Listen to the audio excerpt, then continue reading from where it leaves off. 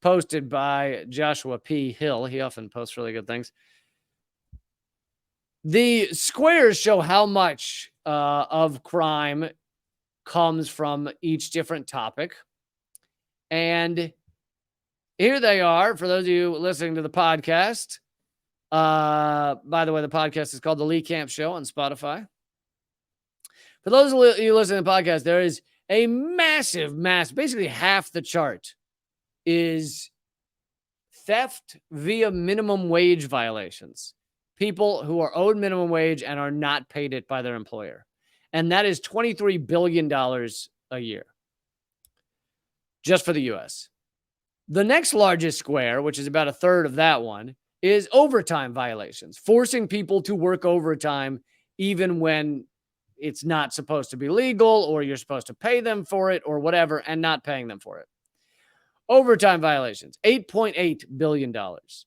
A smaller square then is rest break violations, $4 billion. And off-the-clock violations, forcing people to clock out and having them keep working, $3 billion. So let's see if I can add this up not too slowly.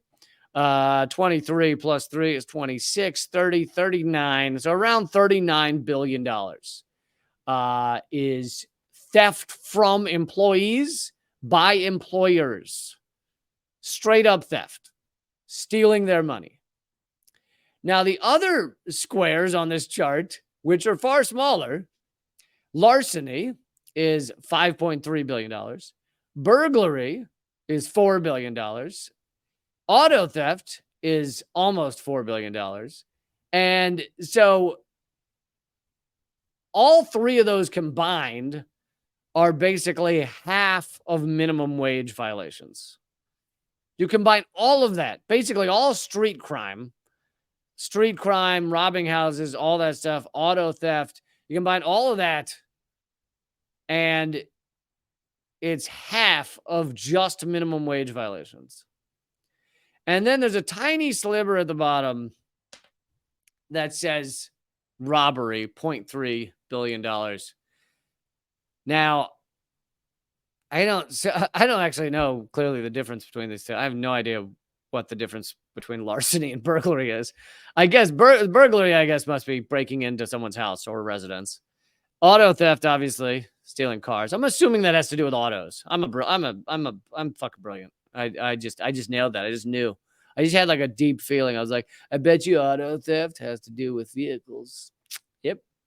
Knew that on my own. But I don't know. And so robbery must be stealing things like on the street, like taking someone's wallet. So robbery is $0.3 billion. Minimum wage violations, $23 billion. So I hope you're getting the point that as we hear all these reports about a crazy, and by the way, this also does not include police theft by police, civil asset forfeiture, which is more than street crime, entirely more than street crime, easily more than street crime. But anyway, the point of this is that as we hear all these reports about, oh my God, there's crime, it's rampant in the U.S., it's all over the place. You can't step outside without someone stealing your wallet and fingering your bunghole, like whatever they're saying on Fox News. It's not actually true when you compare it to the actual ways Americans are robbed. And again, this doesn't deal with things like illegal foreclosures and various Wall Street thefts and stuff like that. But even without those things, corporations are doing way more stealing than your average quote unquote criminal breaking into a house. Way more. Or breaking into a car.